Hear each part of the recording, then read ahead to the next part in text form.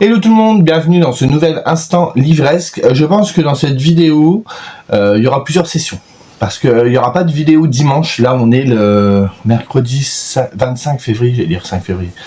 On est le mercredi 25 février et j'ai l'envie de vous tourner une pile à lire. J'avais dit que j'en fais quand je faisais plus. Enfin, j'avais dit que je faisais plus de challenge, je fais des challenges. J'avais dit que je faisais plus de pile à lire, je fais des piles à lire. Et dans la pile à lire, en plus, je vous annonce que je fais des lectures communes. J'avais dit que je faisais plus de lectures communes.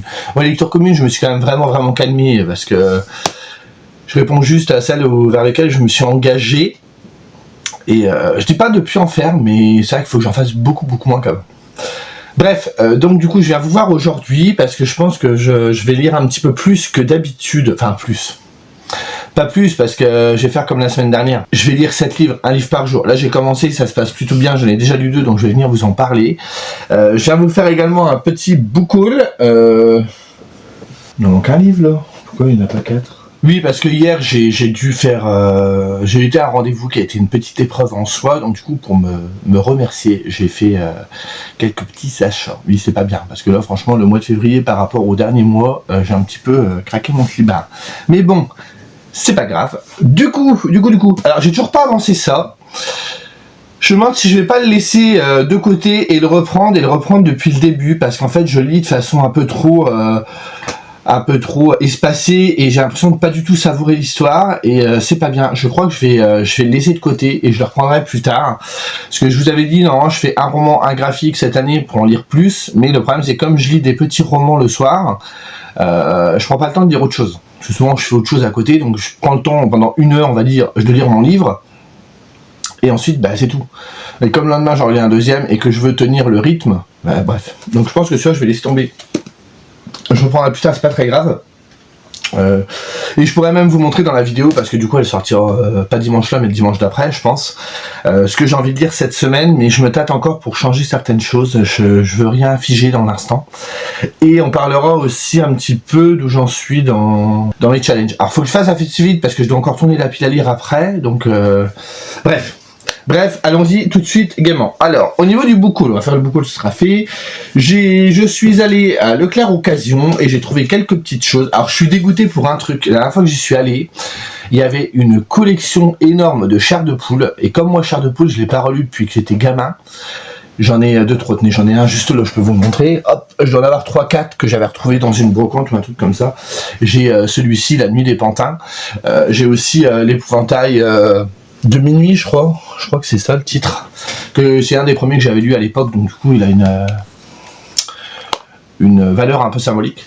J'ai également, je crois, la biographie de l'auteur qui fait partie de la collection. Bref, c'est pas le sujet, donc j'aimerais bien en relire pour voir l'effet que ça a sur moi aujourd'hui, si j'apprécie toujours autant ou pas. Et je me suis dit, bah ce serait cool de se refaire la collection. Mais là, quand j'y suis retourné, bah évidemment, ils avaient tous été vendus. Je pense qu'ils devaient les vendre 1 ou 2 €. Il y en a un qui est passé, une collection pareille, il s'est servi, il a raison, quoi. Mais bon, c'est pas grave, j'ai quand même trouvé mon bonheur. J'ai trouvé quelques petites choses. Je trouve qu'en plus, ils l'ont changé de classe et il est vraiment plus spacieux et il est mieux. Même si, franchement, au niveau des livres, vous avez la tête comme ça, limite à choper un torticolis, regardez tous les titres. Mais bon, j'ai trouvé un petit manga. Je connaissais vaguement de nom sans m'être attardé dessus. Ça s'appelle Mes yeux rivés sur toi de Kuro Nohara. C'est aux éditions Akata. On suit un jeune lycéen qui s'appelle Takeru Inomata, qui vit dans un petit village un petit peu éloigné. Voilà, c'est un gamin sans histoire qui vit sa vie un petit peu pépouze. Jusqu'au jour où il y a un nouvel élève qui arrive dans son lycée. Et il est surpris parce que c'est un ancien camarade d'école primaire qu'il connaissait d'avant, qui s'appelle Kotaro. Et très vite, voilà, les 2 garçons vont se rapprocher et tout, donc ça a l'air d'être cool. Et on nous dit, avec la simplicité et la pudeur d'un auteur concerné par le sujet qu'il met en scène, Kuro Nohara décrit un amour naissant entre 2 adolescents, entre regards perdus et non dits. Donc je me dis, pourquoi pas, ça a l'air d'être sympa comme tout. Je devais le lire hier soir pour tout vous dire et puis au final j'ai fait autre chose et je l'ai pas lu. Mais peut-être aujourd'hui. J'ai essayé de lire un manga, un roman. J'arrive à pas le faire à chaque fois mais peut-être que là je vais avoir le temps. Deuxième livre. Alors celui-là, je me pose des questions dessus. Je vais vous expliquer. C'est peut-être pour ça que je l'ai pris. C'est Mon fils et Jeffrey Dahmer, la confession déchirante d'un père face à l'horreur. C'est édité chez Darkside. Alors en collaboration avec Brajlon, je sais pas exactement... je sais pas si Darkside c'est une sous-traitance de... de Brajon. Si, effectivement, les éditions d'Arsac, ça fait partie du groupe Brajon. Je savais pas. Et je savais pas qu'ils sortaient des poches non plus. J'en ai un grand format qui s'appelle Écran Noir, qui parle des origines des films d'horreur, d'où leur viennent l'inspiration des célèbres tueurs et tout, que j'ai... que je sais pas où. Je crois qu'il est là-bas. Non, je sais pas. Bref, je sais plus où il est, j'ai tout rangé, du coup je sais plus. Et que je veux lire aussi. Bref.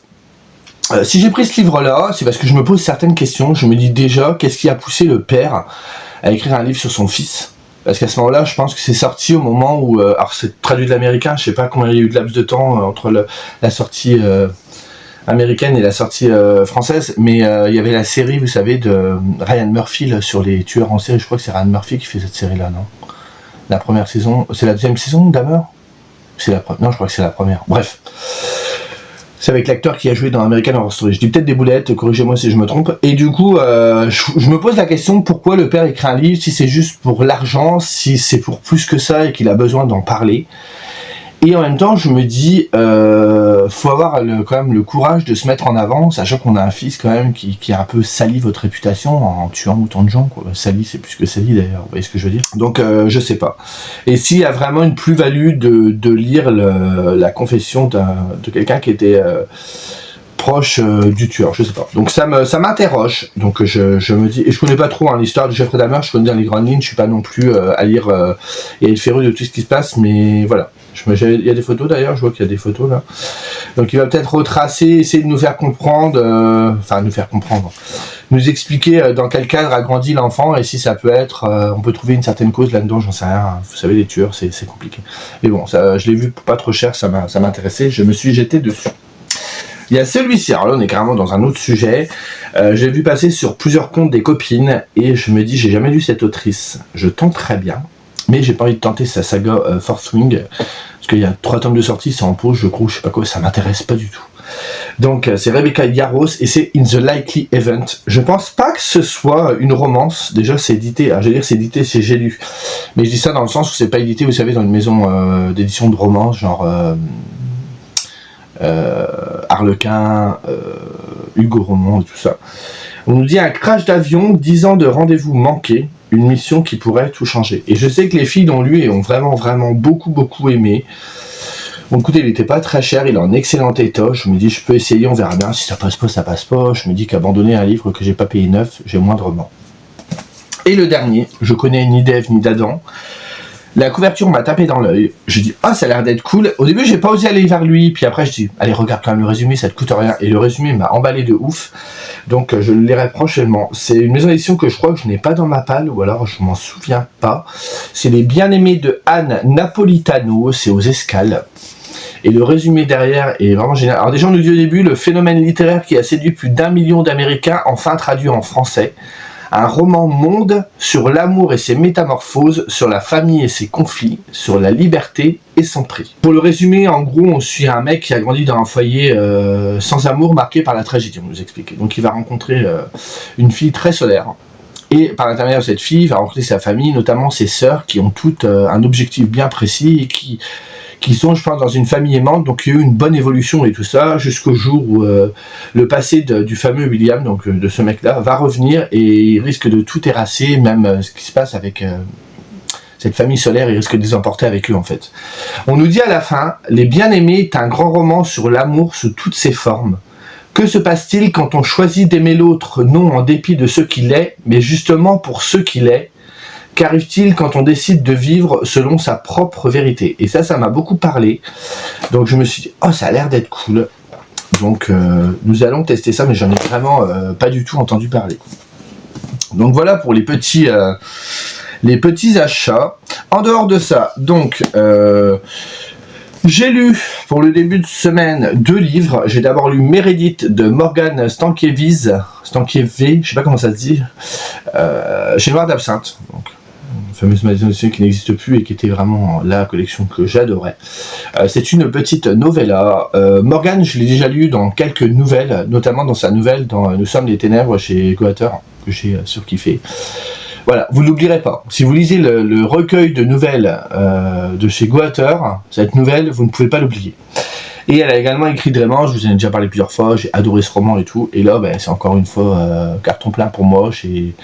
J'ai adoré. Alors je ne parlerai pas du résumé parce qu'il est très le livre est très court et que moi je l'ai lu sans lire le résumé. Donc j'ai vraiment tout découvert. Et je trouve que le résumé d'ailleurs en dit quand même beaucoup parce qu'il y a au moins, il est tout petit hein, mais il résume au moins déjà 50 pages du bouquin forcément.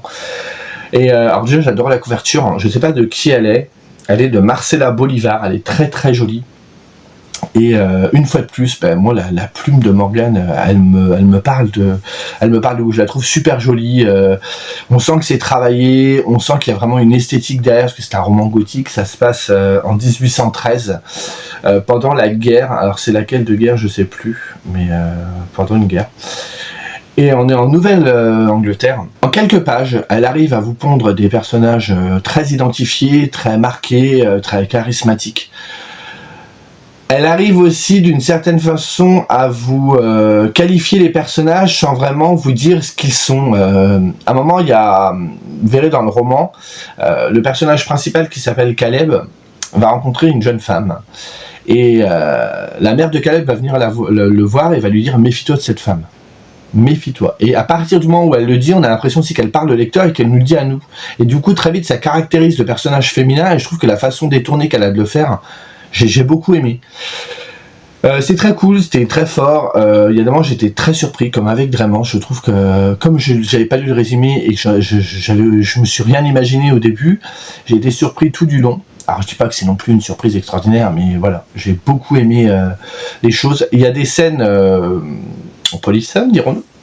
Eh ben, elles sont pas vulgaires. Bon, de mon point de vue, hein, elles sont pas vulgaires. Je les ai trouvées très sensuelles, justifiées. J'ai aimé aussi que le personnage masculin, au début, il n'est pas le rôle qu'on peut attendre d'un homme. C'est-à-dire qu'il y a une façon d'amener... je sais pas, je peux pas vous expliquer parce que je vais devoir vous parler du roman, mais c'est comme ça que je l'ai interprété. Est-ce que c'est vraiment ça? Je ne sais pas. Et jusqu'au bout, j'ai adoré. Moi, le seul défaut que je trouve à ce livre-là, c'est qu'il est trop court. J'aurais voulu qu'elle en fasse un roman beaucoup plus long. Elle aurait pu, hein, je pense. Bon, après, c'était son choix. Mais voilà, 90 pages, on en prend plein la tête. Moi, j'étais complètement hypnotisé du début à la fin. Ça m'arrive pas souvent. Et ça reste une de mes meilleures lectures depuis le début de l'année avec Diable Blanc. Et j'ai passé un super bon moment et je me dis que je lis pas assez souvent de livres de Noir d'Absinthe. Mais donc là, j'ai Chère Morte à lire de Sarah Bushman et de Morgane et Sarah chez Zaoudi. Faut vraiment que j'essaye de les sortir. Bon, pas le mois qui arrive parce que ma pile à lire est déjà faite, mais il faut que j'essaye vraiment que je continue à lire du Noir d'Absinthe. Je n'ai jamais été déçu. J'ai dû lire 4 ou 5 romans de cette ME. J'ai jamais été déçu jusque-là, donc il faut vraiment que je continue mon chemin. Par contre, là, 2 salles, 2 ambiances, on va passer sur un autre sujet où là, par contre, ça l'a pas fait. C'est Suture de Hirokatsu Kihara. Les illustrations sont de Junji Ito, c'est chez Mangetsu. Rien que pour Junji Ito, il me fallait ce livre, voilà, le dessin. Toutes les pages sont... Alors moi, je trouve que... Moi, Ito, je suis hyper fan. Regardez juste ça, déjà. Je suis hyper fan de son trait de crayon. Donc, du coup, vous avez des nouvelles qui sont extrêmement courtes. Et vous avez, du coup, un dessin à chaque fois. Bon, dès que c'est lui, c'est très identifiable.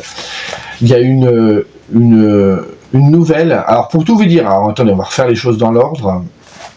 Moi je trouve qu'il y a des planches qui sont sublimes. Voilà, je vais vous la montrer après. Pour faire court, ce que je n'ai pas aimé, c'est qu'on parle de nouvelles très fantastiques / paranormales, qui serait, je l'ai vu qu'à la fin en lisant le résumé, qui serait arrivé à des vrais gens. On dit autant de mystères glanés à travers le Japon que l'auteur s'applique à retranscrire le plus fidèlement possible. Donc voilà, on serait sur des espèces de légendes urbaines. C'est trop court, les nouvelles font entre 4-5 pages. On n'a pas le temps de se mettre dedans, que c'est déjà fini. Je trouve que ça tombe souvent à plat. La plume n'a rien d'extraordinaire et n'aide pas à l'immersion. Je trouve que la seule façon où c'est un petit peu immersif, c'est quand on a les dessins de Ito, c'est tout.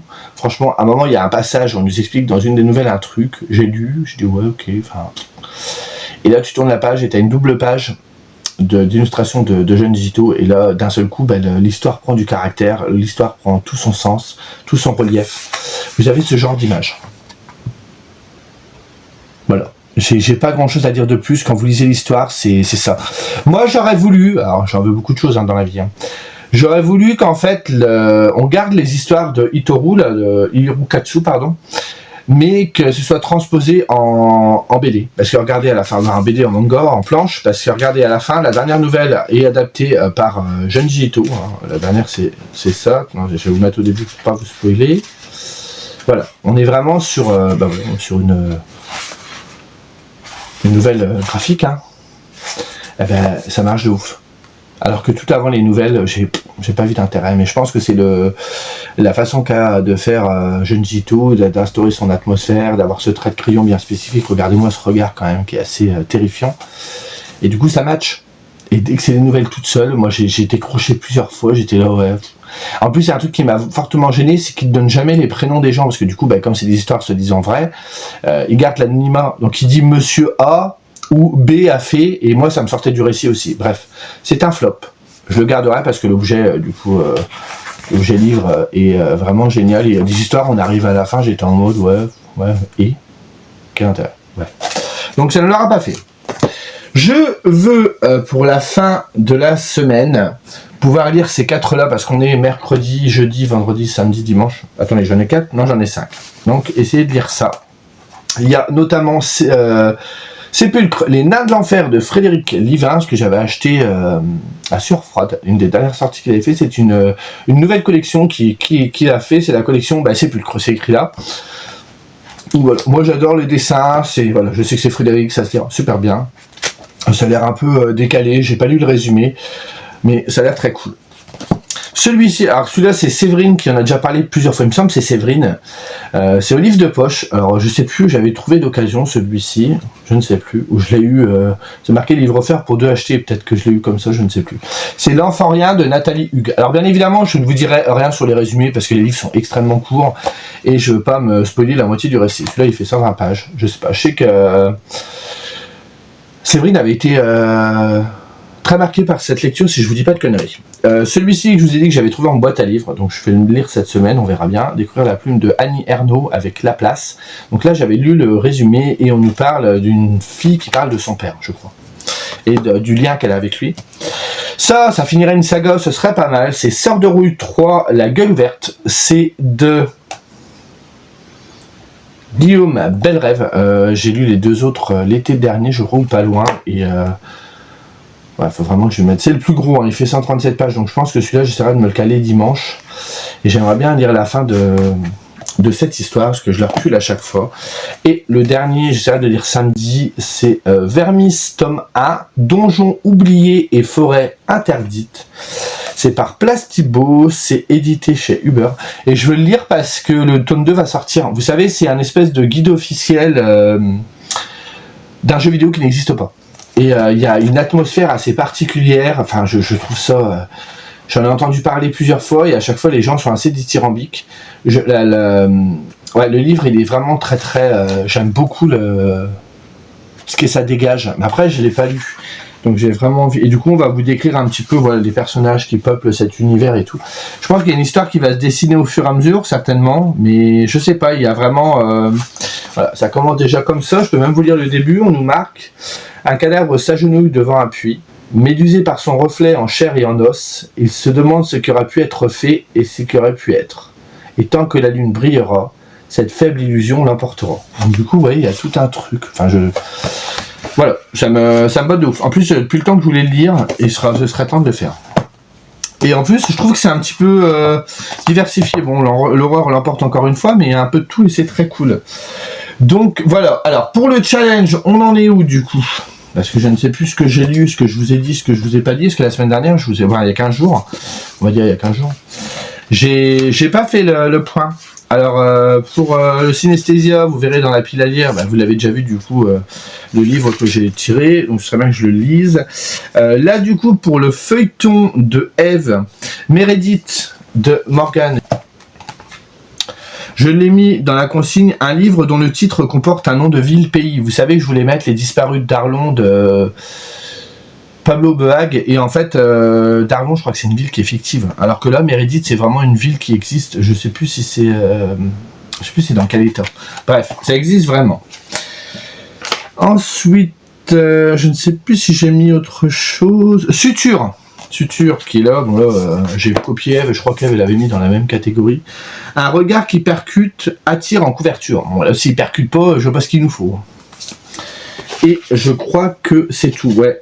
Et du coup moi pour mon challenge, j'avais pas mis autre chose. Attendez, j'ai un doute là. Europaols, je l'ai mis dans attention ça saigne, mais je crois que je vous l'avais dit, non? Il me semble. J'ai rien mis d'autre dans le challenge de Eve d'ailleurs, j'ai rien trouvé qui allait dedans. Et pour mon challenge à moi, j'ai mis donc Meredith, je l'ai mis dans Oui je l'adore, lire un auteur qu'on adore et qu'on lit peu, donc Morgan Stankiewicz. Suture, je l'ai mis dans la rareté, lire un livre atypique, et je trouve qu'il est quand même un petit peu atypique. Bon, j'ai un petit peu triché. Mais voilà, j'ai jamais vu un livre de nouvelles où il y a autant d'images à chaque page. Moi je trouvais que c'était un petit peu atypique. J'en relirai bien évidemment, c'est juste que moi je remplis les consignes, je suis pas embêté. Les Nuits Blanches, je l'avais mis dans lire un classique, donc le classique. Et commencer et terminer une trilogie, ou plus, parce que c'est plus qu'une trilogie, mais j'ai mis les Chroniques de Blackstone pour la catégorie la série. Et je crois que c'est tout. Ouais, je crois que c'est tout. Mais c'est déjà pas mal. Donc voilà pour la mise au point. Sur ce, je vais vous laisser ici. Je reviens dans quelques jours pour vous parler de mes autres découvertes. Ce soir, je pense que je vais lire celui-là qui est pas très long. Comme ça, je pourrais le lire avec le manga qui est ici. Je vais essayer de lire ces deux-là dès que j'aurai coupé la vidéo. Ça peut être très sympa. Voilà. Bon, et je vais tourner d'ailleurs tout de suite la pile à lire. Et comme ça, on est tranquille là-dessus.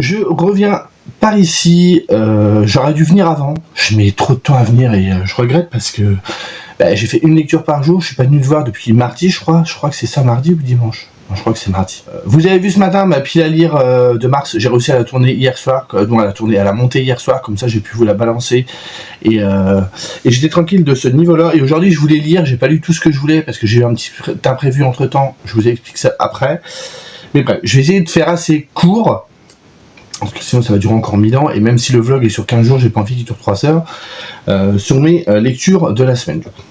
Donc, mercredi, je crois que c'est ça, hein, c'est mercredi, si je vous dis pas de bêtises, jeudi, vendredi, samedi, ouais c'est ça. Mercredi, j'ai lu Sépulcre, les nains de l'enfer, donc de Frédéric Livens, donc c'est une des nouvelles collections qu'il a lancées, donc la collection c'est Sépulcre, le premier titre c'est Les nains d'enfer. J'ai beaucoup aimé, c'était vraiment très cool. Je m'étais procuré ce livre à sueur froide en novembre, je crois que... Il se peut que je me répète dans ce que je dis, mais désolé, moi j'ai tourné ça il y a 1000 ans, vous allez tout voir d'affilée, donc j'ai des trous dans la tête. On suit un petit village qui s'appelle Saint-Pével, où il y a une tradition centenaire, avec un concours de jardin, et notamment pour décorer les jardins, on met des nains. Et nous on va suivre deux adolescents qui s'appellent Bastien et Julie, et ils vont vite se rendre compte qu'il se passe des choses très bizarres, notamment que les nains changent de place. Mais il va se passer plus que ça, ils vont se rendre compte que les nains tuent les habitants. Donc voilà le postulat de débat. Bien évidemment, les résumés que je vais vous faire de tous les livres qui arrivent vont être très courts, parce que c'est des livres très courts. C'était génial. Alors c'est une collection qui est destinée aux jeunes adolescents. J'avoue, sur le coup, quand j'ai lu le livre, je me suis dit, waouh, pour des ados, Frédéric, il va pas avec le dos de la cuillère, il y a des scènes qui sont assez graphiques, assez hardcore, mais il emploie un petit subterfuge qui, je trouve, est vraiment bienvenu. Et du coup, il arrive à décrire les scènes de façon gore, sans que ce soit trop sanglant. Je reste très flou, mais vous comprendrez si vous le lisez. je veux pas encore une fois spoiler. J'ai eu l'impression de lire un petit Chair de poule pour adultes, le début avec il se passe des trucs bizarres, deux adolescents se rendent compte de ce qui se passe. J'ai trouvé l'idée vraiment sympa et je trouve qu'au bout d'un moment on va basculer dans autre chose. Mais j'ai trouvé que c'était bien, il y avait du rythme tout le long, le livre est court et du coup il y a du rythme à chaque fois. Il se passait toujours quelque chose, qu'on s'ennuyait jamais et que l'idée derrière qui développe, moi j'ai trouvé franchement bien foutu, jusqu'à la fin, qui était très cool. Enfin, j'ai vraiment passé un super moment avec ce titre et j'ai hâte de voir ce qui va nous sortir ensuite. Je vous ai dit dans la séquence d'avant que j'avais surkiffé cette lecture. Ah ben, ce ne sera pas la seule. J'ai passé franchement une semaine de lecture trop top. Je suis même limite dégoûté on soit arrivé au mois de mars parce que si j'avais m'étais débrouillé autrement, j'aurais pu faire 3 voire 4 semaines de petites lectures au mois de février. Malheureusement, ce sera pas le cas. Mais bon, c'est comme ça. Après, je me dis que je peux essayer d'alterner des romans assez épais avec des plus petites lectures, même 1 ou 2, histoire de me relancer. Ensuite, un graphique. Je vais essayer d'adapter tout ça. Je vais voir au fur et à mesure des semaines et des mois. Je dis ça et sur la pile à lire que j'ai. Ah, quoi que j'ai un petit livre quand même. Alors, bref, on n'est pas là pour ça. J'ai lu du coup jeudi un livre que j'ai adoré encore une fois. C'est une de mes 2 meilleures lectures du mois. C'est La place de Annie Ernaux. Honnêtement, je suis le premier surpris, livre que j'ai trouvé en boîte à livres. Si je voulais découvrir Annie Ernaux, c'est parce que j'en entendais parler de tous les côtés et je voulais voir de quoi elle en retournait, pourquoi autant de hype autour de cette autrice. Et honnêtement, c'était trop bien. J'ai surkiffé cette lecture. Pour le résumer, je vais faire court. Quand les livres commencent, alors c'est un récit autobiographique, quand le récit commence, Annie Ernaux nous apprend que son père est décédé. Elle va essayer de comprendre pourquoi elle s'est autant éloignée de son père et comment se fait-il que les liens qu'ils avaient tissés ensemble soient un peu plus détendus. Et du coup, on va remonter du coup aux origines de ses parents, comment ils se sont rencontrés, comment ils ont grandi et tout, surtout focalisé du côté de son père. Donc l'histoire, elle va commencer, je crois que c'est aux alentours de la Première Guerre mondiale ou un petit peu avant, avec son père qui grandit, la famille qui l'entoure. C'était intime, c'était vraiment très bien. En plus, je trouve que Annie Ernaux fait un constat sur la relation qu'elle a avec son père, mais elle arrive à prendre vachement de distance. Donc la plume, elle va être très simple mais très évocatrice. Elle est très factuelle dans ce qu'elle va dire. Elle n'essaie jamais de juger son père ou de se juger. Elle, au début, quand elle apprend le décès de son père, je trouve qu'elle digère assez, alors je vais dire assez bien la nouvelle, elle l'apprend sans grand fracas, donc c'est un peu bizarre, on se dit mais pourquoi elle réagit comme ça et tout, et là elle va du coup nous dérouler le fil de l'histoire de son père et intrinsèquement la sienne, et on comprend un petit peu mieux, et d'ailleurs on comprend un petit peu mieux le titre. J'ai eu l'impression aussi qu'à travers l'idée de dérouler la vie de son père, elle avait cette intention de le célébrer, j'ai envie de dire de le ressusciter quelque part, de lui rendre hommage en fait. Et à travers cette histoire, l'histoire de son père, on va revivre un petit peu la France d'autrefois, les mœurs de la campagne de l'époque, et on va vivre un peu à travers Annie et à travers son père, un décalage entre le monde d'avant et celui, alors je vais dire d'aujourd'hui, ça se passe dans les années 60 ou 70, et voyez, à l'époque, mais ça a été écrit dans les années 80. Enfin bref, faut resituer dans le contexte, vous voyez ce que je veux dire. Et du coup, il y a une confrontation entre le monde d'avant et le monde contemporain. Il y a aussi un hommage qui est fait sur d'où l'on vient, dans sa relation avec son père. Elle va nous expliquer que c'était quelqu'un d'un petit peu maladroit, d'un petit peu boiteux dans sa façon de faire, mais que ça restait quand même de l'amour. Il y a aussi un petit peu une différence entre l'homme et la femme. On sent qu'il y a quand même une pointe de féminisme, et elle nous montre que les mœurs d'avant et ceux d'aujourd'hui sont différents, et que les relations, du coup, elle c'est une fille, lui c'est un homme, c'est un petit peu différent dans la manière de penser, et il y a tout ce passage-là, j'en parle très mal, mais qui est développé aussi. Ce que j'aimais aussi dans cette analyse, on va dire, c'est que Annie, c'est quelqu'un qui est cultivé, qui cherche toujours à être cultivé, à être dans la lecture et tout, et qui va apprendre un peu la vie, ses études et compagnie à travers ça, à travers oui, la lecture entre autres, les études et tout, alors que son père c'est quelqu'un qui a grandi et qui a été élevé entre guillemets par la vie. Il était jeune quand il y a eu la guerre, donc il a dû subir les événements. Ensuite il a dû travailler pour pouvoir manger.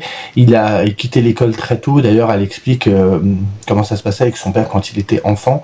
C'était pas du tout le même rapport au quotidien qu'on peut vivre, même nous maintenant. Avant, moi je sais que je prends l'exemple de mon père il a commencé à travailler, je crois qu'il avait 12-13 ans. Il n'y avait pas cette volonté de faire forcément des études, c'était plutôt réservé à une certaine classe sociale. D'ailleurs on voit aussi cette différence de classe sociale.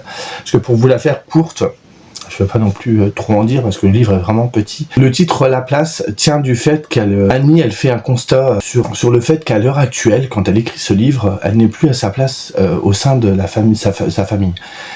Sa famille, c'est des campagnards, des ouvriers qui tiennent un café, alors qu'elle, elle a fait des études, elle est devenue professeure.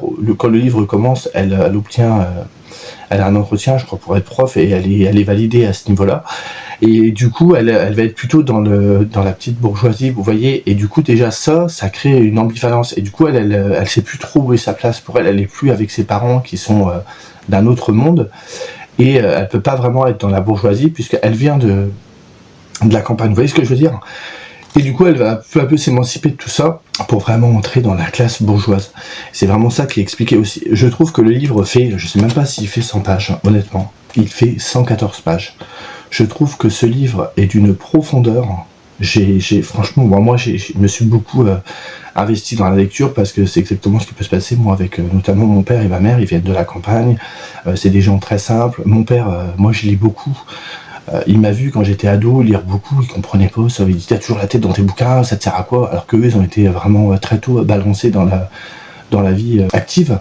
Donc à travailler, mon père a travaillé à la ferme avec mon grand-père, ensuite il a été travailler à l'usine. Enfin, c'est pas du tout les mêmes schémas d'évolution. Et j'ai beaucoup retrouvé ça dans le récit d'Annie, donc ça m'a énormément parlé, même si je me compare pas à Annie Ernaux, qui est devenue prof, ensuite qui est devenue un auteur célèbre et tout, attention, pas du tout. Hein. Mais voilà, il y a eu ce côté-là, et du coup ça m'a rassuré, parce qu'il y a des moments où elle explique qu'elle a honte de son père, qui est beaucoup qui a un franc-parler, qui a pas des manières comme d'autres et tout.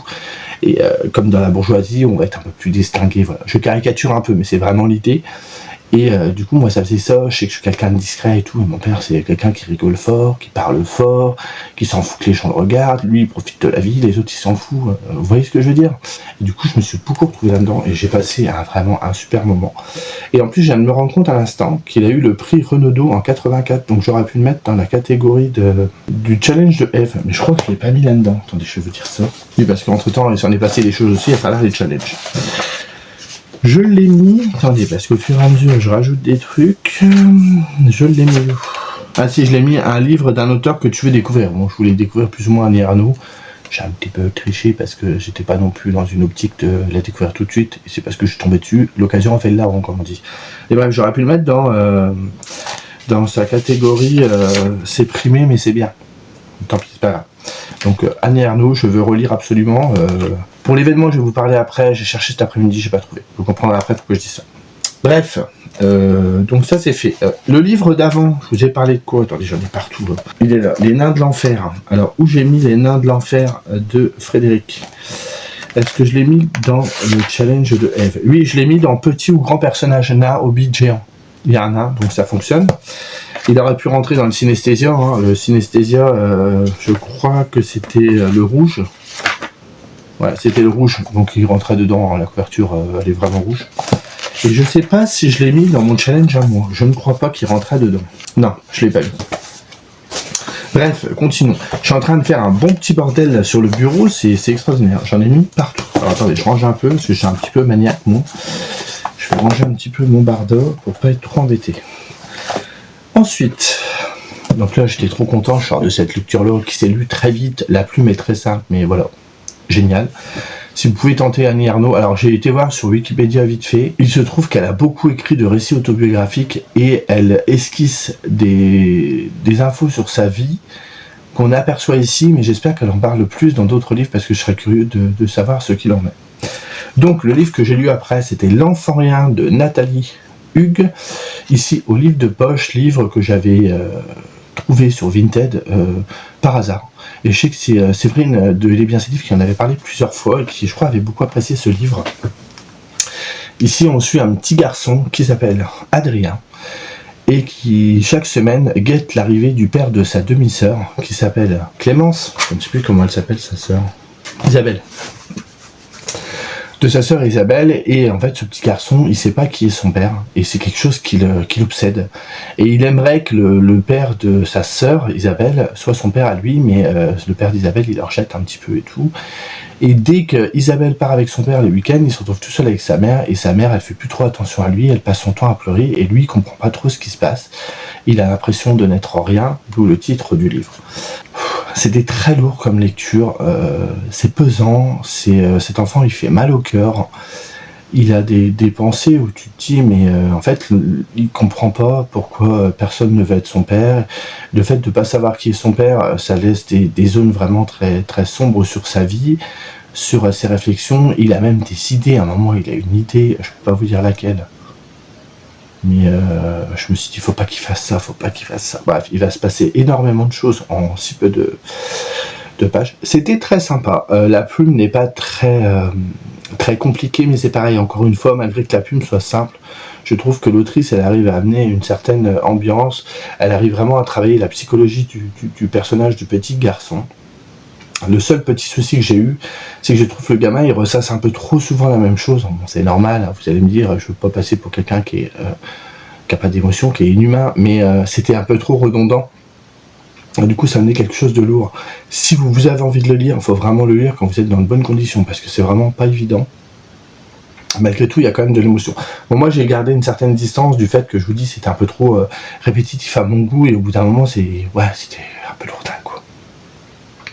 Mais ça reste très bien, c'était vraiment très sympa, j'aurais pas grand chose de plus à dire dessus, mais c'est à découvrir, c'est une lecture plutôt sympa. Je l'ai mis dans le challenge de Eve, pour les protagonistes sont des enfants. Il y a des livres, hein, je vais passer un peu plus vite dessus bien évidemment, parce que j'ai pas énormément de choses à en dire.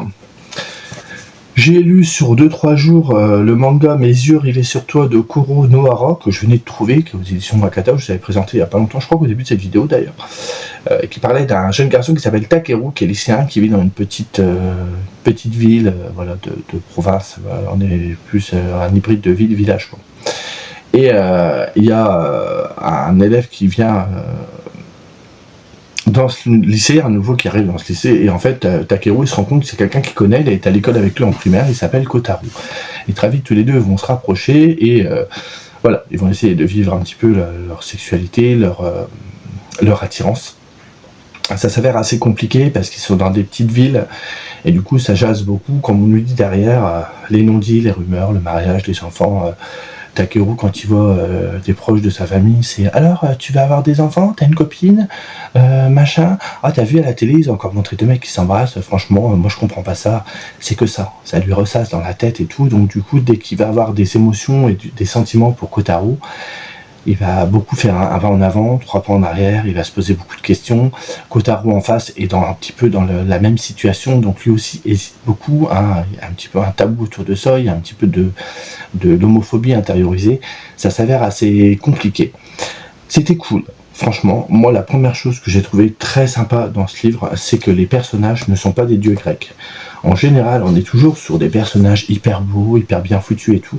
Là, je trouve qu'ils sont très normaux, si vous voyez ce que je veux dire. Et ça, c'est vraiment appréciable parce que l'identification peut être beaucoup plus facile. On est bien évidemment sur un manga, donc c'est japonais, donc tout ce qui va être affection et tout, ça va être beaucoup plus suggéré, beaucoup moins démonstratif qu'en Europe, hein, ce qui est logique. Ça s'avère sympa. Moi par contre j'ai trouvé personnellement, malgré tout, il y avait de l'émotion, pas suffisamment pour moi, j'ai pas été autant pris que je l'aurais cru et de ce que j'en attendais. Parce qu'il y a toujours un pas en avant, 3 pas en arrière, et au bout d'un moment, vas-y, passez la seconde, là, faites quelque chose. Mais je comprends, attention, c'est moi peut-être avec mon esprit d'enfant, il est gentil, un enfant de 43 ans, de personnes européennes qui n'a pas du tout les mêmes codes. Donc je comprends pourquoi, j'ai bien l'idée en tête, c'est pas un problème, mais ouais, je trouvais que c'était un peu longuet, mais ça restait relativement cool. On est vraiment sur un récit tranche de vie, il faut pas s'attendre à des rebondissements de dingue, on n'est pas sur un... comment ils appellent ça? Un boys love, je crois. C'est pas du tout ça, on est vraiment sur quelque chose de contemporain. Donc c'était malgré tout vraiment sympa. Et au niveau de la psychologie des personnes, encore une fois, je me répète, mais c'était vraiment sympa aussi. Les dessins sont très sobres, mais moi, ça ne m'a pas gêné. Voilà le style de dessin. Après, les décors en arrière-plan sont plutôt assez vides, pas forcément plein à chaque fois. Mais voilà, c'était... je dis pas que j'en garderai un souvenir impérissable, mais c'était mignon, dirons. Hier soir, j'ai terminé une trilogie. Je suis joie et bonheur. C'est Sœur de Rouille, le tome 3, La gueule ouverte de Guillaume Belrève. J'avais lu les 2 premiers tomes cet été. Et je me suis procuré le 3 quand il est sorti. J'ai dit vas-y, faut que je le lise très vite. Au final, je ne l'ai pas fait. J'ai fait attendre. Et pour tout vous dire, quand j'ai dû me lancer dans cette lecture que j'avais choisie en début de semaine, j'étais un petit peu réticent. On voit pas trop la couverture là, on la voit beaucoup mieux. J'étais un petit peu réticent. J'ai pas trop envie d'y retourner. J'avais pas vraiment envie. Et j'ai commencé à lire quelques pages et je me suis souvenu pourquoi j'avais vraiment aimé les 2 premiers tomes. Et finalement, voilà, la plume de Guillaume m'a emporté et je l'ai lu d'une traite. Et c'était vraiment très très cool. Attention, trigger warning de ouf. Hein. Il y a une page au début de trigger warning qui est assez explicite, qui est ici. Voilà. L'auteur explique bien que c'est un livre qui est interdit aux moins de 18 ans. C'est pour les adultes. Il faut aussi avoir lu les 2 premiers pour lire le tome 3, même si je trouve que ce soit le tome 1, le tome 2, le tome 3, on va évoquer des choses des tomes précédents qui ont besoin d'être là pour... parce que le tout forme une histoire en soi, mais chaque histoire arrive à être quand même assez indépendante, même si forcément on va évoquer des trucs qui vont s'imbriquer là dans le tome 3, il faut avoir lu le premier tome pour comprendre certaines choses. Malgré tout, l'histoire peut fonctionner d'elle-même, vous voyez ce que je veux dire. Pas les lire séparément, parce qu'on ne peut pas, mais on n'est pas vraiment sur... on est sur une suite, mais les éléments qui sont passés dans le premier et le deuxième tome trouvent un petit peu leur fin, vous voyez ce que je veux dire. Mais c'est bien de lire les suites. Donc là, on suit du coup un jeune youtubeur qui s'appelle... je ne sais plus comment il s'appelle, j'ai du mal avec les prénoms. Il s'appelle Valentin. Donc il s'appelle Valentin Urbex Paranormal, je crois, sa chaîne. Il tient une chaîne et il est trop content parce qu'il s'est rendu compte comment ça fonctionnait. Donc il y a une critique sur tout ce qui est youtubeur. Et il bricole 2-3 trucs, il fait du fake, il invente des choses et il dit ça fait de la thune, ça fait des vues, ça fait des abonnés, il veut atteindre le million je crois pour gagner suffisamment de thunes et c'est tout ce qu'il voit. Et en fait l'image qu'il projette sur sa chaîne n'est pas du tout l'image qu'il est dans la réalité. Là, il veut faire du sensationnel parce qu'à la fin du tome 2, il se passe un truc dans lequel est impliquée une fille qui s'appelle Emma. Et dans le 3, il va carrément lui demander de venir avec lui dans une forêt, ou dans cette forêt, dans le tome 1, il y avait un homme qui est lié à Emma, je vous dis pas pourquoi, et il s'est passé des trucs chelous, et Emma aimerait bien aller dans cette forêt parce que le mec qui était dans le tome 1, en fait, il s'est passé des trucs avec lui et elle aimerait bien avoir des réponses. À côté de ça, on suit un garde forestier qui a la retraite, que je crois qu'on voyait dans le tome 1, qui a la retraite dans le tome 3, et qui décide de retourner dans cette forêt une dernière fois parce qu'il s'est passé des trucs chelous. Il veut savoir ce qu'il en est. Voilà pour les protagonistes, et du coup ils vont arriver dans cette forêt pour filmer et tout, et au bout d'un moment il va arriver des petites bricoles, hein. Je vous donne la couverture, vous avez bien compris ce qui se passe. On sait un petit peu à quoi s'attendre parce qu'il y a des choses qui étaient restées en suspens par rapport au tome précédent.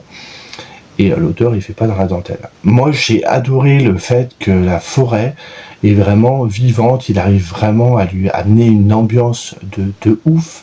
On a l'impression que quand il rentre, même les personnages le disent eux-mêmes, quand ils rentrent dans cette forêt, ils ont l'impression que cette forêt les surveille, les regarde, les respire, les tient prisonniers. Il y a vraiment quelque chose, une ambiance assez comme ça, claustrophobe et tout, c'était vraiment très très sympa. Mais alors après ça part dans du carnage. Hein. Moi, honnêtement, faut pas le lire avant de manger. Faut le lire avant de manger, pardon. Faut pas le lire après manger. Sinon, il risque de vous arriver des petites bricoles. Mais voilà, c'était très cool. L'histoire arrive à sa fin. Seul petit bémol, j'ai pas tout compris sur la fin. Il y a un dernier chapitre et j'ai pas trop compris où l'auteur voulait en venir. Malgré tout, c'était vraiment très cool. Et dans les remerciements à la fin, enfin bref, dans la conclusion, l'auteur dit, bon je vais vous lire la fin, c'est rigolo. Merci d'avoir pris le temps de me suivre jusqu'ici, vous avez traversé les ombres, les silences et les racines avec moi. Vous avez vu, senti, entendu des choses qu'il vaut parfois mieux laisser dormir, mais vous êtes allé au bout. Je sais pas quand vous lirez ces lignes, peut-être ce soir, peut-être demain, peut-être juste avant de sortir marcher un peu. Si c'est le cas et que vos pas vous mènent en forêt, souvenez-vous du craquement sous vos bottes, du souffle qui change soudain de rythme, des branches qui grincent trop haut, des odeurs de terre humide, de métal, de sang séché et de rouille qui vous collent à la gorge.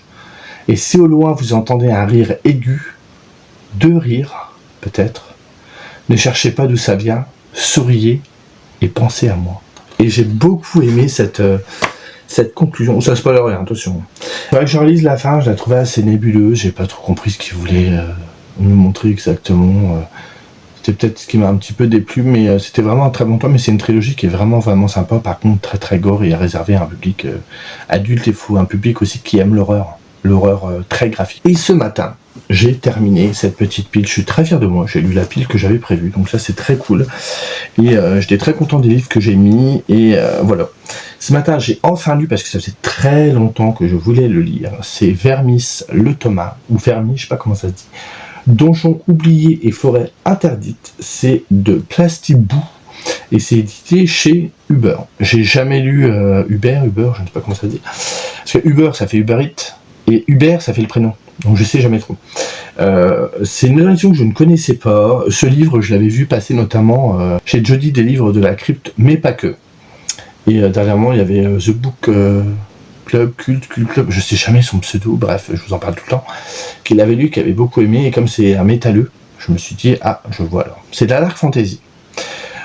Le projet est assez fou, c'est qu'on est sur un guide officiel d'un jeu vidéo qui n'existe pas. Donc vous allez ouvrir le livre et vous allez vous retrouver, on va vous expliquer un univers, on va vous expliquer des personnages que vous pouvez rencontrer dans cet univers, mais comme si on allait, ça faisait un peu les... Alors je sais pas si vous jouez aux jeux vidéo, mais si vous jouez aux jeux vidéo, vous avez, je sais pas si ça se fait encore, avant on avait sous forme de livre des guides officiels qui nous expliquaient toutes les solutions pour qu'on avance dans le jeu, et là c'est un peu ça, on nous explique un peu ce qui va se passer dans le jeu, et on est pris dans le truc, et au bout d'un moment on nous déroule une histoire, et on passe d'un univers à un autre, on a plus ou moins des quêtes, où notre chevalier va rencontrer un personnage qui va lui demander de faire un truc, donc du coup il va se retrouver à aller dans un donjon et tout, et c'était... je m'attendais à rien, j'avais peur de pas adhérer au délire, au final j'ai trouvé que c'était hyper bien fait, l'auteur n'en dit trop peu ni trop, on est sur de la dark fantasy mais vraiment bien sombre parce que l'univers est vraiment un peu crasseux et tout. On sent que c'est violent, on sent que c'est sanglant parce qu'il y a un aspect assez médiéval avec des armures, avec des épées et tout, avec des monstres. Pourtant, il n'y a pas une ligne où on explique du sang et implicitement, nous on y pense et quand on referme le livre, on a l'impression d'avoir vécu une aventure de dingue. Alors que les dialogues sont assez courts, c'est très descriptif. Il y a beaucoup de photos, mais je trouve qu'il arrive à équilibrer le tout, et ça crée une histoire qui fonctionne à merveille. On est sur un style un peu ancien. Les lecteurs ont comparé ça à Donjons et Dragons. Moi j'ai pensé à des jeux comme Dark Souls ou comment c'était Skyrim. Skyrim j'ai joué mais pas longtemps. Et du coup vous allez vous retrouver, genre au début vous avez un explicatif de certains personnages qui se trouvent dans le jeu. Donc voilà, vous avez ça. Ensuite on vous les remontre sous des fiches comme ça, et on vous explique un peu la force qu'ils ont, le truc, et moi je me suis dit je vais jamais adhérer à ça, et au final bah si, c'est génial. Vous allez avoir aussi ce genre de truc coloré, il faut aimer le style, et vous avez l'histoire qui va se dérouler, donc vous avez des images, par exemple on va rencontrer des monstres, donc là vous avez un monstre qui est présent ici, il va rencontrer des boss comme dans les jeux vidéo. On va aussi nous expliquer quand on change de décor, à un moment il est dans un marais brumeux. Alors, attendez, il faut que je retrouve où est le marais brumeux parce que je l'ai perdu. Il est ici. Voilà.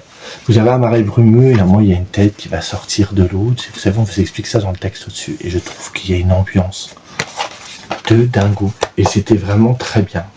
Et ce qui me rend encore plus heureux, c'est qu'il y a un tome 2 qui sort au mois d'avril, donc vous doutez bien que je vais me jeter dessus.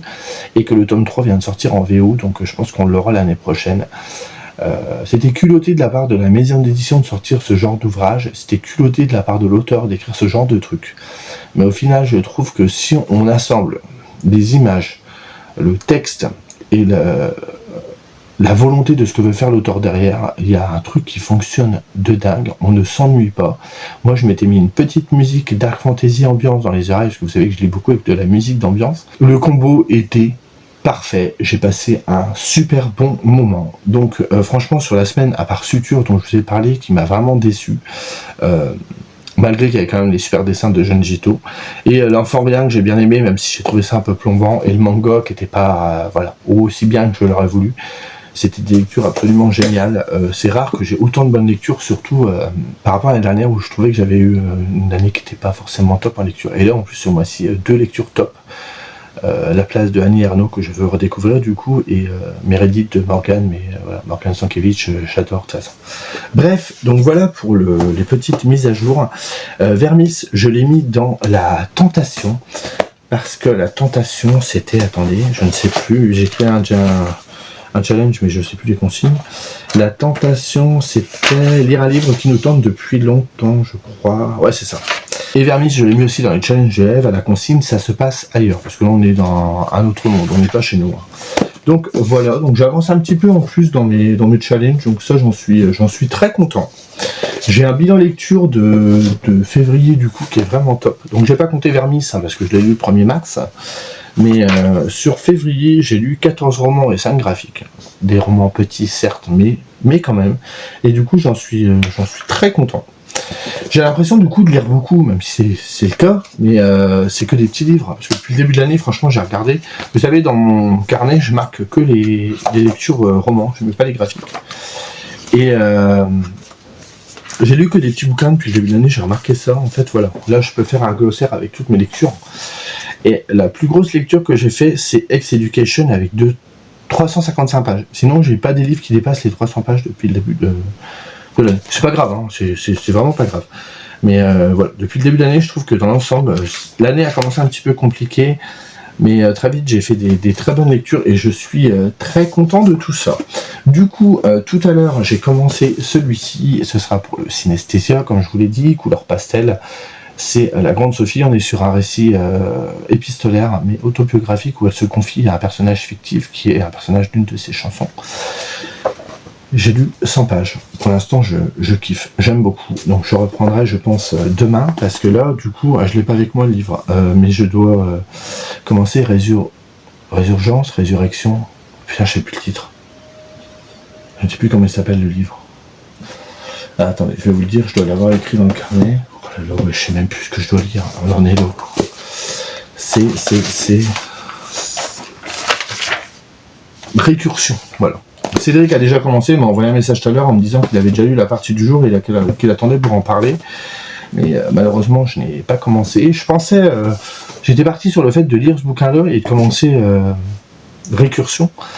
Et entre-temps, j'ai vu une story sur Facebook et j'ai vu qu'il y avait un événement pas très loin de chez moi et j'ai décidé de m'y rendre. J'y étais déjà allé l'année dernière, ou il y a 2 ans, je ne sais plus. C'est un petit salon du livre qui se divise en deux. Il y a une partie salon avec des auteurs qui viennent pour présenter leur ouvrage. Et de l'autre côté, il y a une espèce de bourse aux livres où on sort des livres d'occasion qui sont vendus franchement à 3 francs 6 sous. Et du coup, j'y suis allé. Et si j'ai vu la story, c'est à travers une librairie qui est à côté de chez moi. Et d'ailleurs, je suis passé sur le stand de la librairie et le seul truc neuf que j'ai acheté, c'est chez eux. Une pépite. Franchement, je l'ai vu en passant la première fois. Parce qu'en fait, vous traversez le salon où il y a les auteurs, et derrière, vous avez la bourse aux livres où il y avait des livres dans des caisses, et vous regardez ce qui vous intéresse. Je l'ai vu. J'étais avec Petit Binôme, vous doutez. Je lui ai montré. Et je dis non, si j'abuse pas, j'en ai déjà plein. Et puis je suis repassé, je fais, faut que je parte avec. Je peux pas le laisser. Je me suis trouvé un carnet de notes. Moi, j'ai jamais trop de carnet. Regardez-moi cette petite beauté. Et il est jaspé. Il y a du jaspage, ça se dit jaspé, je ne sais pas. Après, à l'intérieur, il est très classique, hein. Mais même là, regardez, quand on l'ouvre, ils ont fait en sorte qu'il y ait une ouverture pour pas plier le bouquin. Je connaissais pas, on nous dit que c'est Art et Craft collection série d'artistes. Je connais pas du tout. Mais je le trouve super joli. Alors, je sais pas à quoi il va me servir. Parce que j'ai déjà, vous savez, pour cette année... pas cette année, mais en fait, quand j'ai fini mon carnet où je marque toutes les lectures que je fais mensuellement, j'en apprends à nouveau. Et moi, Petit Gnome m'avait remis celui-là, comme elle est partie au Canada. Mais je sais pas à quoi il me servira, mais est-ce que c'est utile? Pas plus que ça, mais j'en avais vraiment besoin. Il est trop beau, regardez-moi ça, il est trop joli. Et évidemment, j'ai ramené des livres. Oui, j'ai ramené encore des livres. C'était bien la peine de faire un tri et de vous dire tout fier, j'ai fait un tri la semaine dernière. Ouais. En attendant ce matin, J'ai mis en ligne des livres sur Vinted. Ça c'est bien parce que c'est pas souvent que ça m'arrive, mais là il faut vraiment que je m'en débarrasse et que je le fasse. Et en plus je revends les livres pas cher, donc j'en ai déjà vendu une partie, donc c'est cool. Donc je suis revenu avec quelques bouquins. D'ailleurs le premier bouquin, je crois que l'auteur me dit quelque chose. Ouais, il me semblait bien que je l'avais déjà lu. C'est Edmund White avec la Symphonie des Adieux chez 10-18, où on suit un homme l'histoire d'un homme qui a vu la plupart de ses amis quitter avant lui la scène de sa vie. Le jour où il célèbre le 6e mois anniversaire de la mort de son amant, il effectue le voyage du souvenir qui le ramène vers ses difficultés d'autrefois à devenir écrivain et la découverte du sens de son homosexualité. Ça a l'air d'être très très cool, donc on va remonter aux années 60 jusqu'à aujourd'hui. Alors aujourd'hui, je sais pas quand a été écrit le livre, donc je sais pas quand on dit aujourd'hui, 97. Donc jusqu'à la fin des années 90. Et ça a l'air d'être très cool. On nous dit l'incroyable variété des amis et relations qui rencontrent ou accompagnent le narrateur constitue peu à peu le ciment du récit et lui insuffle une force inouïe, emportée par les sentiments vrais que sont l'amitié, l'amour et la perte de l'être aimé. Et moi j'avais déjà lu cet auteur-là, mais il y a plus de 20 ans, j'avais lu L'homme marié.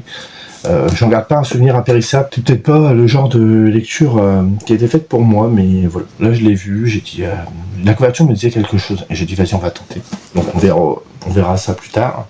Celui-ci, alors je l'avais déjà dans une très très vieille édition, et où les pages sont vraiment très très jolies, et le livre est quand même pas mal abîmé, et j'ai envie de le garder, il a une valeur sentimentale, je crois qu'on me l'a donné, c'est un membre de ma famille qui a dû me le donner, mais j'ai peur de l'abîmer en le lisant, et il est écrit très petit, c'est une police de caractère qui date de livres plus anciens. Donc là je l'ai trouvé, c'est pas dur, hein. Là pour vous dire, celui-ci je l'ai payé 50 centimes, il est en très très bon état. Celui que je vous montre, j'ai payé 30 centimes, et du coup je l'ai racheté, j'aime beaucoup la couverture, et petit clin d'œil à Eve Lecture, Jack London avec L'appel de la forêt, il n'est pas très long, elle en avait parlé, elle m'avait donné fort envie, donc j'avais remis en avant l'édition que j'avais qui est très vieille, et là quand je l'ai vu tout à l'heure dans les bacs, j'ai dit vas-y je vais le prendre, j'ai très envie de découvrir ce titre.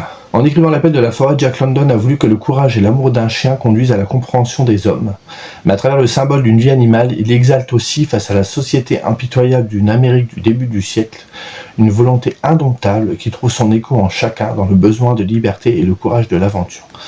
Donc voilà, je vais essayer de découvrir ça, ce serait encore un classique à découvrir. J'avais pris des livres de Maupassant, j'avais pris un livre de Zola, j'avais pris Thérèse Raquin, Maupassant j'avais pris Pierre et Jean, et un autre titre, je ne sais plus ce que c'est.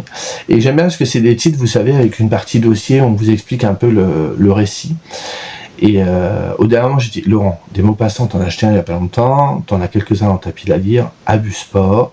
Zola, t'as pris La fortune des Rougons, essaie déjà de lire celui-là, on verra pour les autres. Et je me suis dit, ouais, sois raisonnable, Laurent. Donc j'ai tout reposé, j'ai pas pris.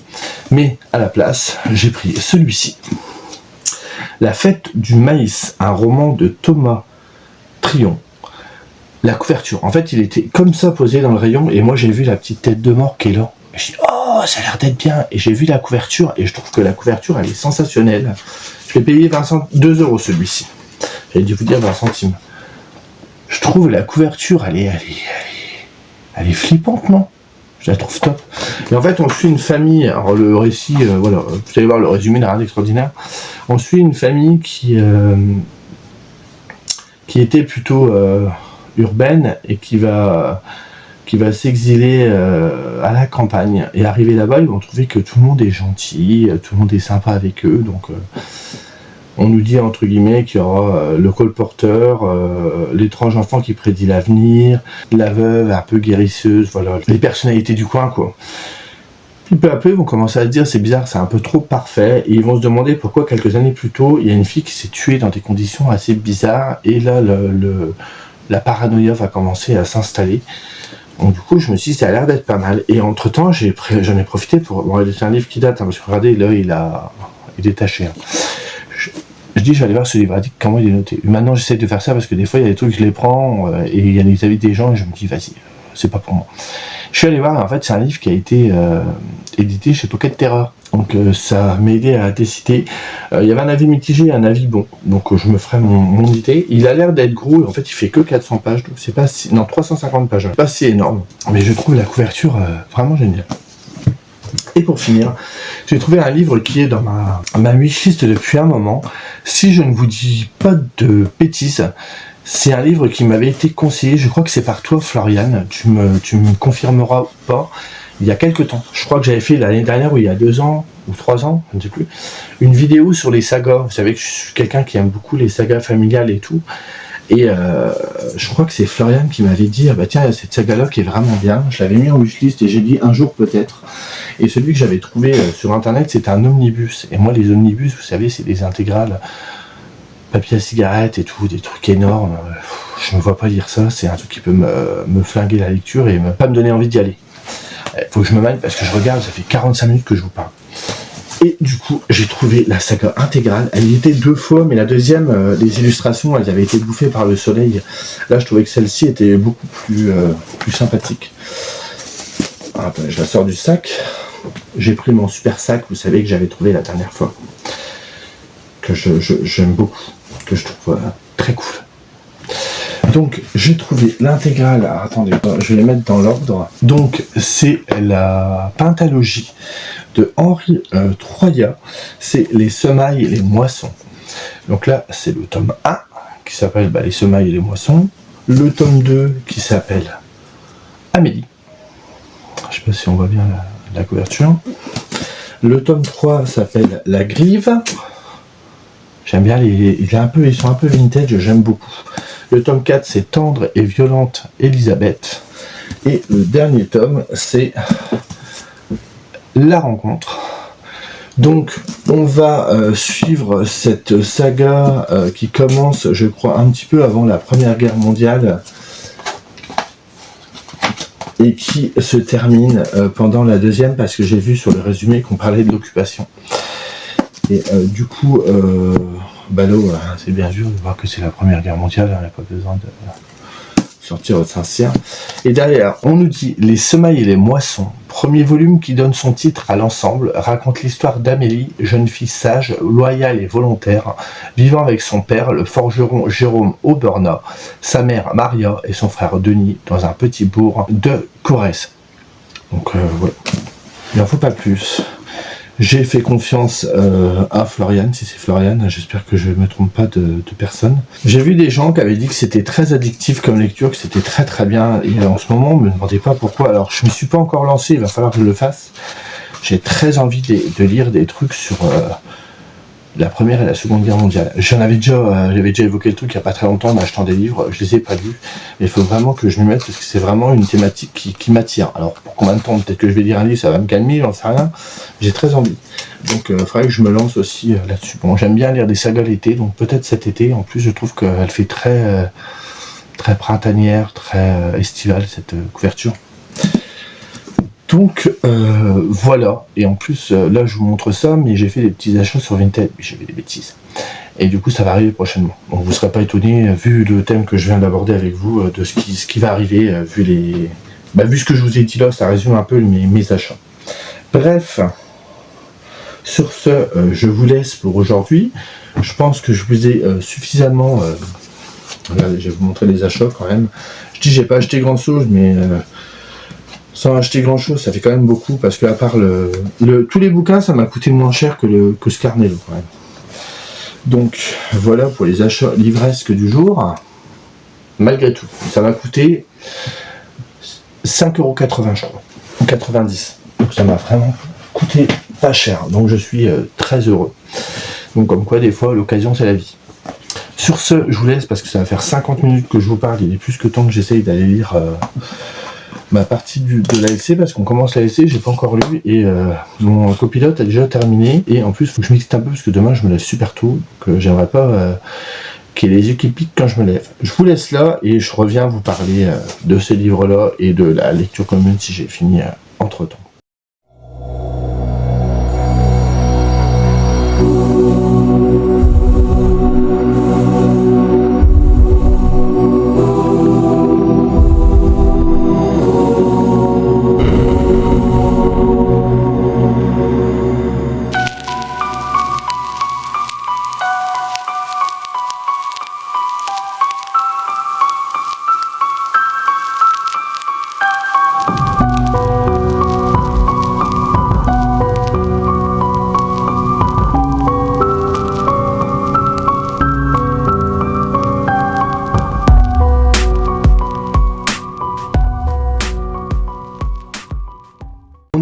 jeudi 5 mars et je reviens vous faire un coucou. Alors, je vais éteindre ça. Je reviens tardivement, il est plus de 22h, je vais pas tarder à aller coucher parce que forcément je travaille demain. Je reviens parce que j'ai fini une lecture et la séquence précédente était plutôt longue. Donc comme j'en ai déjà tourné une ou deux avant, je ne sais plus, avec celle-là ça commence à faire un gros vlog. Je pense que je vais clôturer avec cette dernière séquence. Malheureusement, il y a une des deux lectures que je suis en train de faire dont je ne pourrais pas vous parler. Et je l'ai fait, vous savez, c'est la lecture commune que je fais, il me reste encore deux sessions. Donc je sais pas si j'arriverai à le finir demain, j'aurais bien voulu le clôturer avant pour en commencer un autre. Bon, c'est pas grave. Je vais finir ça demain, au plus tard, samedi. Je vais essayer de commencer à monter le vlog demain, je vais prendre un peu d'avance, c'est pour ça que je viens voir exceptionnellement le jeudi. D'habitude je clôture le vendredi, voire le samedi. Mais là comme ça va être long, j'aimerais bien monter un petit peu tous les jours. J'ai fini un livre dont je vais vous parler juste après. Sinon, dès que j'aurai fini mon deuxième bouquin, mais même avant je pense, demain je pense que j'aurai le temps parce que je vais essayer de monter la vidéo. Mais ma prochaine lecture ce sera celle-ci. Et quand j'aurai fini Récursion, je pense que je vais commencer le Service Presse aussi. Ah ben non, je vais pas commenter le Service Presse, je vous dis des conneries. Je vais commencer ça, Anne, parce que Petit Binôme il a déjà commencé à le lire. Parce que comme elle lit moins vite que moi, moins vite, c'est pas une histoire d'aller plus vite que l'autre ou moins vite, on n'a pas le même rythme. Voilà, je trouve que c'est un peu négatif de dire elle lit moins vite, elle lit plus vite. On n'a pas le même rythme, donc elle m'a dit ça te dérange si je le commence déjà cette semaine. Et quand je dis on n'a pas le même rythme, c'est parce que on n'a pas les mêmes horaires de boulot et elle n'est pas focus que sur la lecture, donc des fois elle n'a pas envie de lire, donc elle lit pas et elle se force pas et elle a bien raison. Donc je la rattraperai après. Mais j'espère pouvoir dans la semaine lire celui-là et l'autre, parce que le Anne, je pense que je vais essayer de le diviser en 7. Voilà, ce sera sur la semaine, comme ça je peux lire celui-là à côté et je sais que le Anne, je le picore tous les jours. C'est pour ça que j'ai réussi, en faisant ma lecture commune, à terminer celle-ci. Donc, tous les jours, Suzanne de la Grande Sophie, c'est publié chez Phébus. Alors, c'est un livre un petit peu particulier, puisque c'est une autobiographie, ouais, on va dire ça. Mais c'est tourné de façon épistolaire. En fait, je vous l'ai déjà expliqué, je pense. Le titre, c'est Tous les jours Suzanne, et Suzanne, c'est le titre d'une chanson de la Grande Sophie, parce que la Grande Sophie est une chanteuse. Et je sais pas si tout le monde la connaît. Et du coup, elle se confie auprès de Suzanne à travers des lettres qu'elle lui écrit. C'est un petit peu son amie imaginaire. Et à travers ces lettres, elle va se confier sur ses pensées, sur sa philosophie de vie, sur des souvenirs, sur son enfance, sur plein de choses. J'ai passé un super moment. Moi, j'aimais beaucoup cette chanteuse que j'écoutais plus trop ces derniers temps. D'ailleurs, elle a sorti ses 2 derniers albums, je ne savais pas vraiment écouter, alors que les autres, je les connais par cœur. Et du coup, j'ai réécouté cette semaine, comme je la relisais. Je l'aime beaucoup parce qu'elle a une plume très tendre, très poétique, pleine d'humour. J'ai explosé de rire plusieurs fois, ou alors j'avais le smile. Je trouve que c'est un livre qui est très positif, très lumineux. Elle ne s'appesantit sur rien, elle est très émouvante aussi par moments, elle explique des choses qui l'ont touchée, mais c'est jamais dans le larmoyant, je trouve que c'est toujours avec une note assez positive, et ça donne la pêche, ce genre de livre.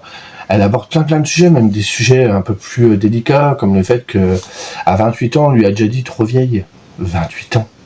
Et elle explique du coup, je crois qu'elle c'est dans ce livre-là, parce que j'ai regardé aussi des interviews, du coup je me suis un peu baigné dans son univers, et elle explique qu'il y a des chanteurs masculins comme Mick Jagger, qui ont un certain âge, on ne leur dit rien, et elle a 28, 30 ans, on lui dit t'es déjà trop vieille.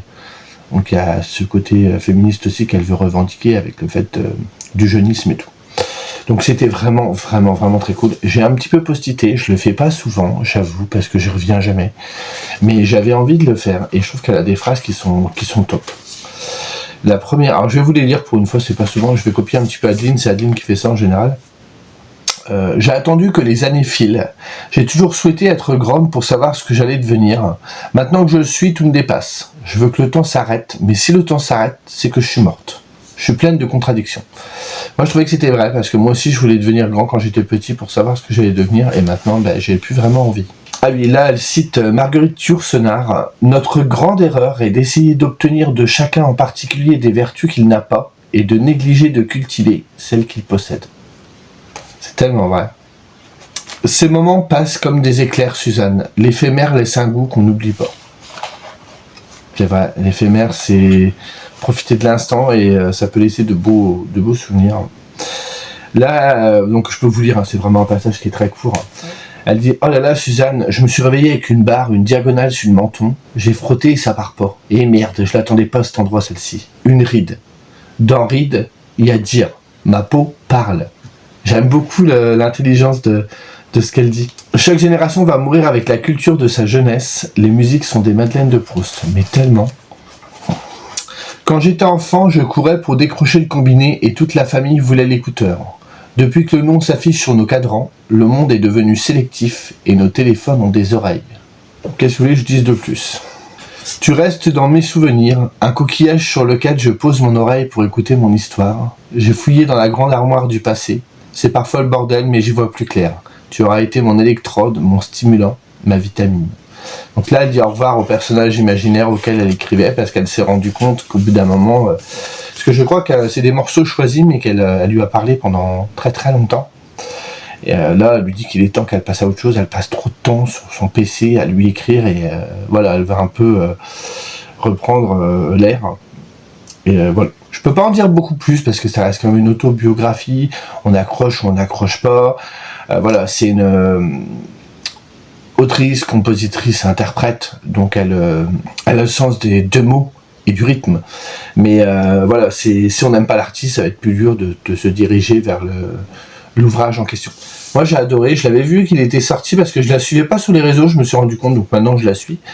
Et j'avais vu à Culture Rock, elle avait sorti les Wallop, j'ai dit oh je vais attendre un petit peu et tout, puis je l'avais trouvé sur Vinted. Donc je suis très très content d'avoir... Et du coup elle m'a donné envie de lire Delphine de Vigan que j'ai jamais lu, parce qu'elles sont copines, elle explique du coup comment elles se sont rencontrées, tout ça. Et j'en ai 2 ou 3 de Delphine de Vigan dans ma page, faudrait que j'essaye. Donc ça se lit bien, ça se lit vite, et c'était très très cool. Sinon, une chose dont j'ai oublié de vous parler, il faut que je le fasse aussi, je vous avais dit que fin février, début mars, je clôturais la FAQ, le post que j'ai mis sur YouTube. Donc j'allais dire je vais le laisser un peu, mais non, parce qu'au moment où je vais monter cette vidéo, je pense que je l'effacerai, donc je vais pas dire aux gens si vous avez envie d'y retourner une dernière fois, poser une question, il est temps. Non, je pense qu'on va le clôturer là. Il va falloir que j'aille récupérer toutes les questions, que je me fasse un petit peu un papier où je vous répondrai et que je tourne ça je ne sais pas quand. Et voilà. Donc il faudra que je réfléchisse aux réponses pour m'aiguiller en fait, sans forcément écrire la réponse et vous la réciter, mais avoir des bribes d'infos et prendre le temps d'y réfléchir sérieusement.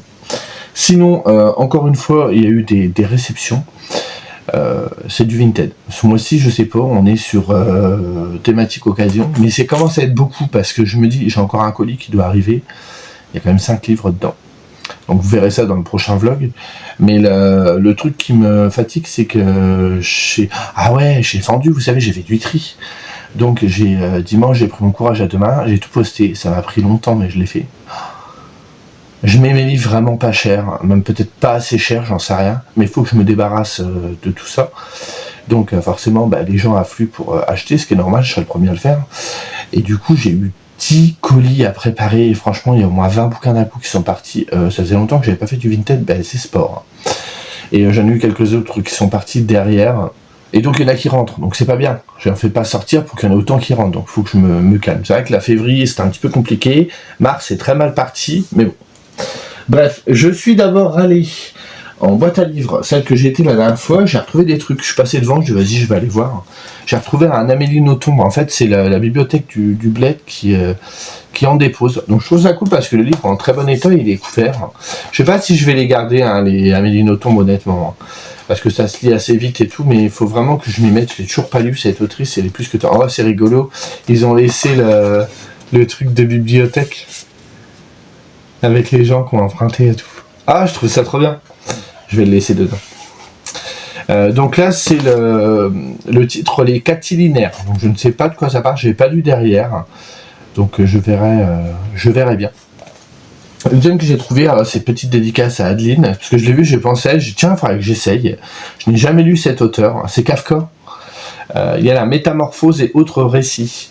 Donc c'est chez Folio, et écoutez, à voir, je trouve que le livre est en excellent état. Par contre, c'est écrit hyper petit, putain, je l'ai pas vu. Alors je sais pas combien de pages fait la métamorphose, je sais pas si elle est dedans. Ouais, ça va être la plus longue du récit. Donc je tenterai, on verra bien, c'est un classique, pourquoi pas. Du coup j'avais fait une commande Vinted, alors c'était un petit peu compliqué parce que je suis quelqu'un qui n'a pas trop de patience sur certaines choses, et j'en ai beaucoup sur d'autres. En fait, quand je commande sur Vinted, j'aime bien que... Parce que moi, je suis un vendeur, dès qu'on me commande, dans les 2-3 jours qui suivent, ça dépend comment ça se passe, le colis est envoyé. Là, par exemple, j'avais plein de colis envoyés. Le problème, c'est que je vais à un locker qui est à côté de chez moi et il est en panne. En fait, l'écran ne marche plus, donc on ne peut plus rien envoyer. Donc j'ai dû attendre que le magasin à côté, qui fait aussi dépôt, ouvre. Donc en ce temps, j'ai dû rentrer chez moi, je suis revenu, j'ai été déposer les trucs, enfin c'était un bordel. Donc du coup, j'ai reçu le colis et du coup, donc je vous disais, la personne a mis trop longtemps à envoyer le colis, c'est-à-dire qu'elle l'a envoyé la veille ou comment vous expliquer? Bon, vous avez tous utilisé plus ou moins Vinted, je pense. Je crois qu'on a 15 jours pour envoyer l'achat. Et là, ça faisait 14 jours, il restait 15 jours. Et je me suis dit, bah, la personne ne va pas l'envoyer, vas-y, elle m'a sapé, quoi. Surtout quand tu vois que la personne, elle se connecte. Enfin, moi, c'est un truc qui a tendance un petit peu à m'irriter, dans le sens où si tu mets un peu de temps à l'envoyer, il va envoyer un petit message, tu te dis, excusez-moi, je vais mettre du temps à envoyer. Ce que je comprends, on a tous des impératifs dans la vie, on peut pas toujours faire ce qu'on veut. Donc là, la personne fait la morte. Alors, je suis allé la voir, je dis, bah, écoutez, je vais annuler la commande. Bizarrement, au moment où j'ai dit ça, pouf, la commande était partie. Donc j'aurais dû le faire avant. Bref, j'y suis allé pour un livre et j'en ai pris 3, dont un que j'ai déjà. C'est très intelligent. Donc celui que j'ai déjà, c'est celui-ci, Bel Ami. Et en fait, je l'ai déjà là. Je l'avais déjà acheté la dernière fois. Donc moi, j'aime bien cette couverture très vintage. Et là, je l'ai pris là, mais c'est pas grave au final, parce que je me dis que ça peut être cool, dans le sens où il y a toute une partie document. Donc je me dis que ça peut être intéressant à découvrir, comme moi, j'ai pas pu...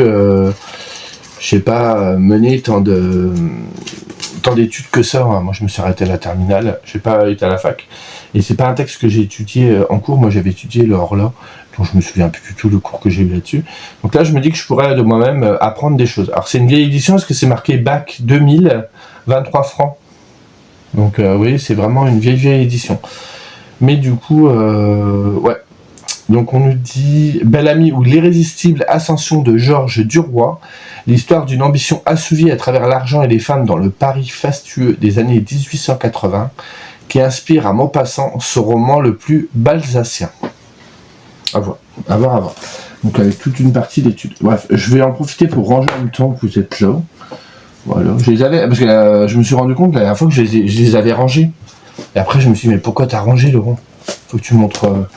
tes achats. Enfin bref, c'est pas très grave. Donc ça, c'est fait. Le deuxième que j'ai trouvé, c'est encore un Maupassant. Donc il va vraiment falloir que je me mette à lire cet auteur un peu plus sérieusement, parce que je ne connais que de Horla. Et je crois que j'avais lu au lycée Pierre et Jean, mais je m'en souviens plus. Donc là, c'est Mademoiselle Fifi et autres nouvelles. Il paraît que c'est très contemporain, malgré que c'est soit sorti au 19e. Donc on verra aussi. Attendez, je le range avec les deux autres. Hop, on met les Maupassant ensemble. Et donc, tout ça a été provoqué par un achat qui m'a été conseillé par Claudia, je crois, si je ne me trompe pas de prénom. Vous savez, je fais le challenge de Eve et lecture, et il y a une consigne, c'est que ça parle de nourriture. Et honnêtement, je n'avais rien sur la bouffe. Et du coup, Chantal est passée, je crois que... Claudia, Chantal peut-être, c'est peut-être Chantal en fait. Non, je crois que c'est Chantal. Ouais, je crois que c'est Chantal. Tu feras signe si tu vois cette vidéo. Qui m'a dit, il y a un livre qui est pas mal, c'est Chef de Gauthier Battistella. Je connaissais pas du tout. C'est chez Grasset. J'aime beaucoup la couverture. Donc, on suit le chef Paul Renoir, qui vient d'être élu meilleur cuisinier du monde. Son restaurant, il affiche complet 9 mois à l'avance. Jusqu'au jour où on retrouve son corps et le fusil à côté, et il a mis fin à ses jours. Qu'est-ce qui s'est passé? Voilà. Le résumé est plus long, mais j'ai pas envie de le lire complètement. Et ça a été écrit par un journaliste gastronomique au Guide Michelin pendant 15 ans. Donc je pense que c'est quelqu'un qui connaît l'univers, qui sait de quoi ça parle. Donc je vous avoue que ça me rend... La couverture est toute jaune, je trouve ça bizarre. Donc ça me rend curieux. Et c'est un livre dont j'ai absolument pas entendu parler du tout. Je sais pas de quand il date. 2022, donc c'est pas si vieux que ça. Donc voilà, l'univers des cuisines et tout, ça peut être vraiment sympa et ça me permettrait de valider une consigne. Et il fait que 320 pages, donc il n'est pas très gros, il n'est pas écrit très gros, très petit non plus, donc ça peut être très cool. Et il me fait envie. Donc ça c'est le principal. Et du coup, derrière ça, j'ai reçu une autre commande vintage, j'en ai fait 3, donc là j'en ai reçu 2. Alors là pareil, je me pose une question, vous aurez peut-être la réponse. C'est un mec qui vend des trucs sur Vinted. Jusque là, je l'avais pas, je le connaissais pas. Faudrait que je m'abonne d'ailleurs à son compte. Il vend des trucs. Alors, je sais pas si c'est tombé de camion, si c'est du vol et du recel qui refile après, j'en sais rien.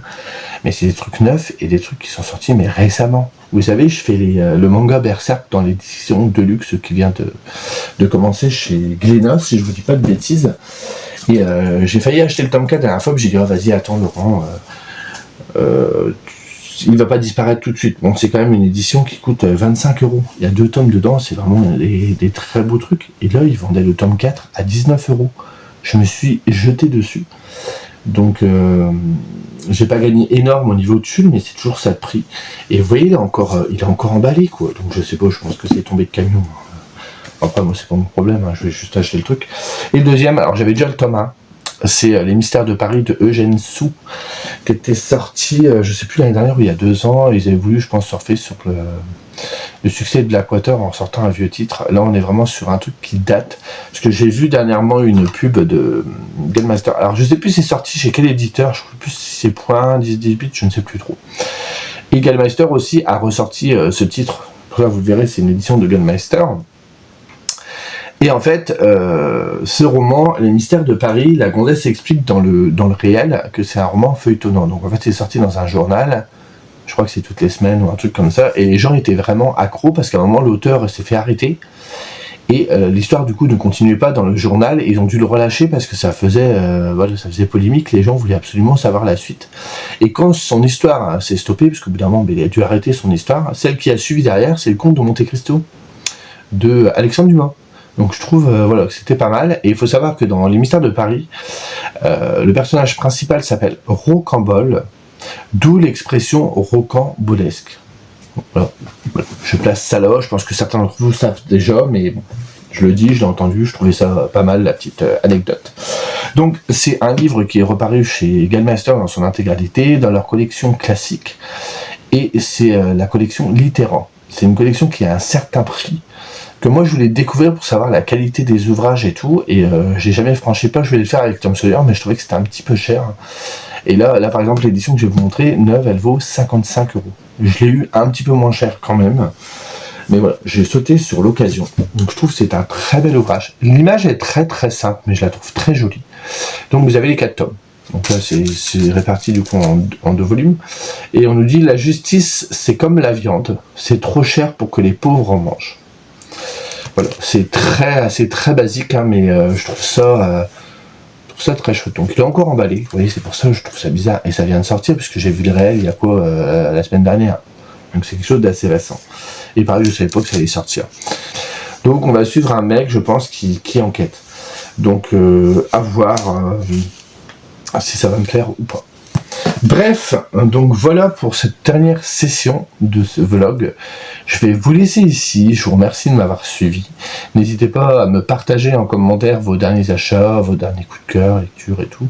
Moi je suis très content parce que dans ce petit vlog, il y a quand même beaucoup de lectures qui m'ont beaucoup plu et ça fait vraiment plaisir parce que je retrouve un petit peu goût à la lecture, j'ai envie de dire, par rapport, je vous l'ai déjà dit il y a pas longtemps, mais à l'année dernière où c'était un peu plus compliqué. Je trouve que j'arrive plus ou moins à trouver un nouveau rythme. Donc ça fait plaisir. Sur ce, je vous laisse et je vous dis à bientôt. Salut.